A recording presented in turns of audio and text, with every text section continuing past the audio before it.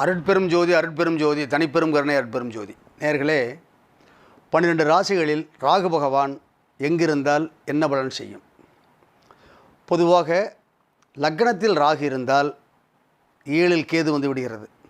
அப்போ லக்னத்தில் ராகு இருக்கிறது தோஷமா அப்படின்னா, அந்த ராகு கேது 1-7 இருந்தால் திருமணம் தொழில் இது சம்பந்தமான தடைகளை செய்யும் என்று சாஸ்திர ரீதியாக நம்ம கேள்விப்பட்டிருக்கிறோம். நீங்களும் தெரிஞ்சிருப்பீங்க. அதாவது ராகு இருக்குது கேது இருக்குதுன்னு சொல்லி சில ஜோசியர்லாம் சொல்லி நம்ம கேள்விப்பட்டிருக்கிறோம். இப்போ லக்னத்தில் ராகு இருந்தால் தோஷமா அப்படின்னா, உங்களுக்கு ராகு திசை நடந்ததுன்னா தான் நீங்கள் பயப்படணும்.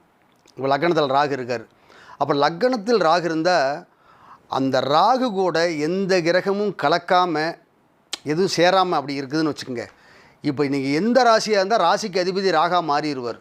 இந்த ராகு கேதுகள் வந்து நிழல் கிரகம்னு சொல்லப்படுது. அப்போ அதை ஆக்கிரமிப்பு பண்ணிடும்.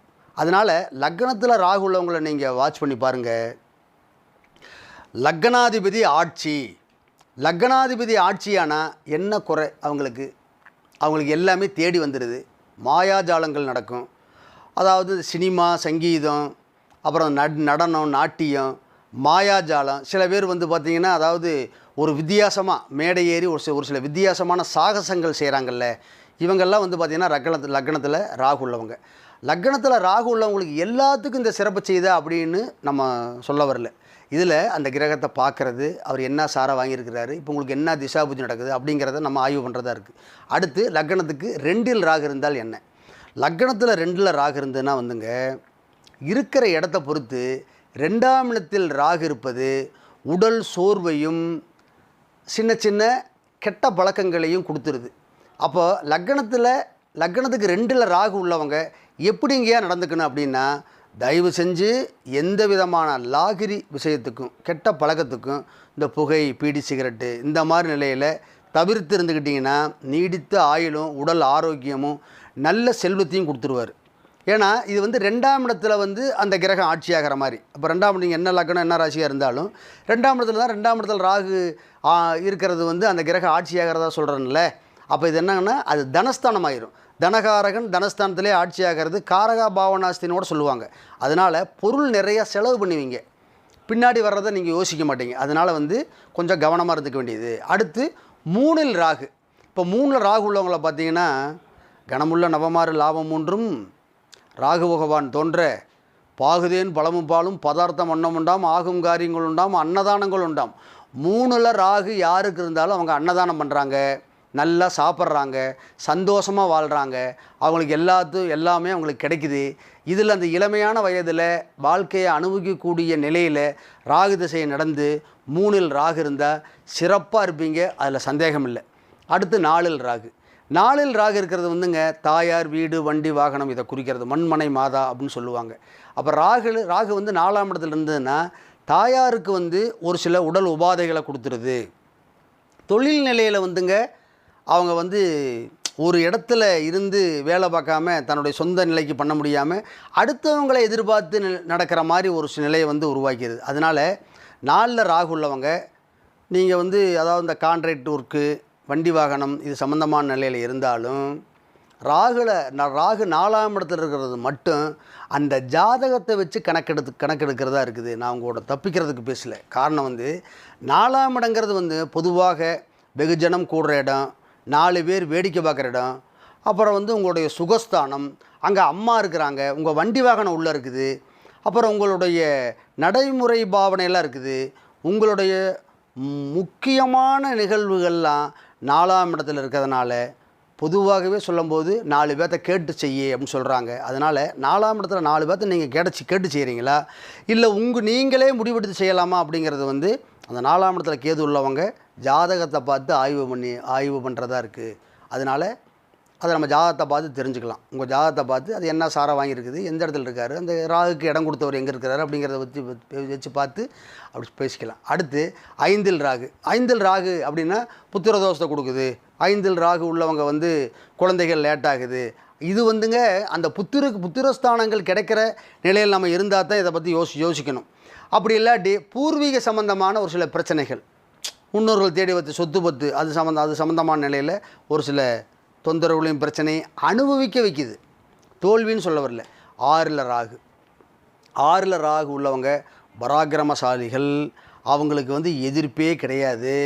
அவங்கள எதிர்த்துக்கிட்டா தான், அதாவது சரியான நேரத்தில் சாப்பிடாமல் தன்னை கவனிக்காமல் இருக்கிறதுனால அந்த 6ஆம் இடத்துல ராகு தன்னையை வருத்திக்குவாங்களே தவிர தனக்கு வந்து மற்றவர்களால் எந்தவித தீவினையும் வர்றதில்லை. 6ல் ராகு இருக்கிறது சிறப்பு.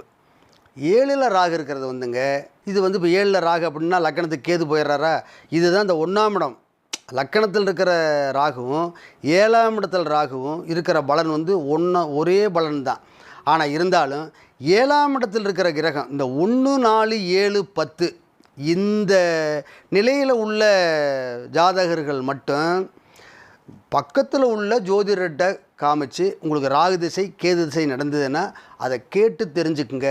ஏன்னா இதில் மிகப்பெரிய மனிதர்கள்லாம் 1, 7 ராகு கேதுகள் உள்ளவங்க சினிமா துறையிலையும் அரசியலையும் மிகப்பெரிய பங்கு வகிக்கிறாங்க.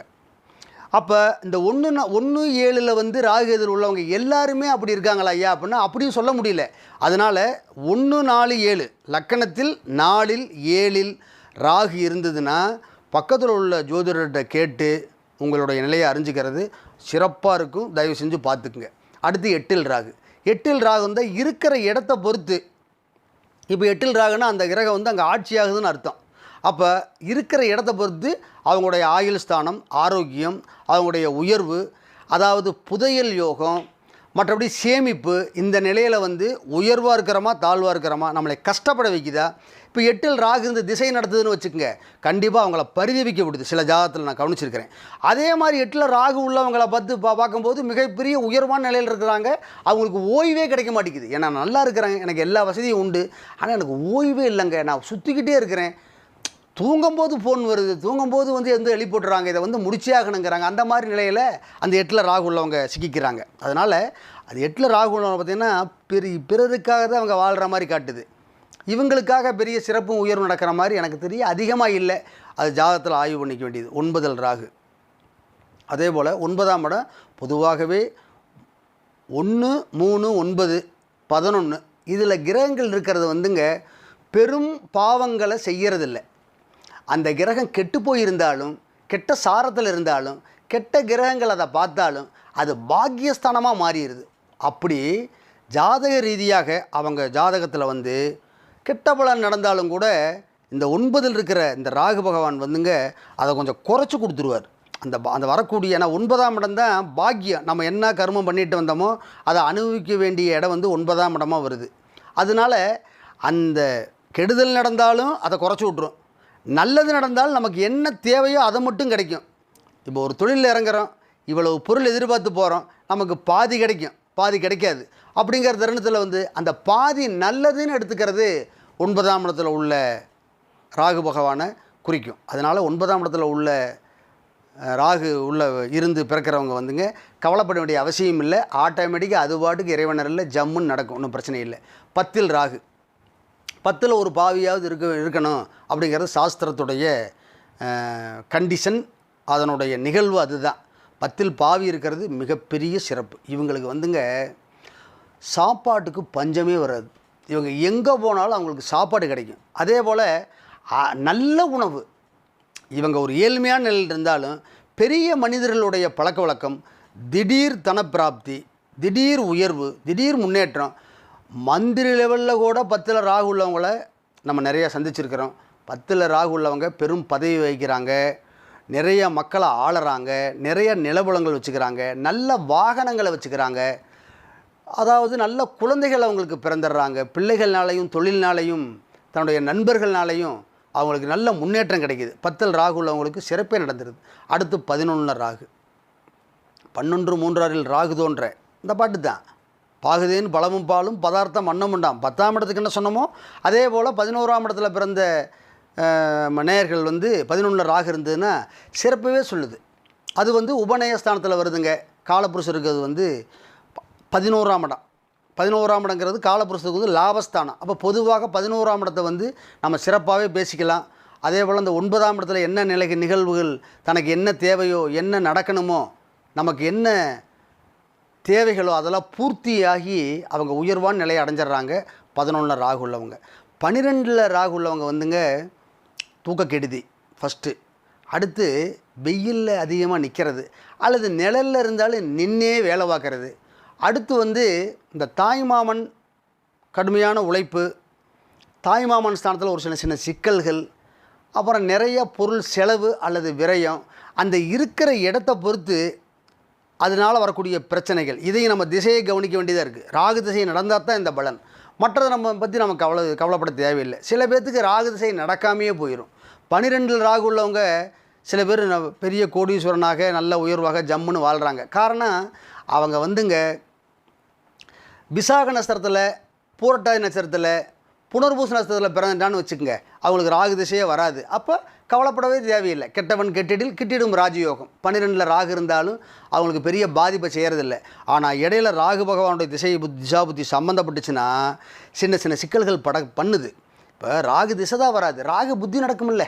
அப்போ அந்த நேரத்தில் நம்ம கொஞ்சம் ஜோதிடர்களை கேட்டு இப்போ எப்படி நடந்துக்கணும் அப்படிங்கிறத வச்சு பேசி அந்த 12 ராகு உள்ளவங்க தன்னை தெளிவுபடுத்த வேண்டியது என்று கூறி 12 ராசிகளில் 12 லக்னங்களில் ராகு இருந்தால் என்ன பலன் செய்யும் என்பதை உங்களிடம் கூறிக்கொண்டு நமது நேயர்கள் அனைவரும் நீங்காத செல்வம் 16 நிலைத்து பெற்று நீடூடி வாழ்க என வாழ்த்தும் ஏஎஸ் குணால் ஜோதிடர். வணக்கம், தயவு.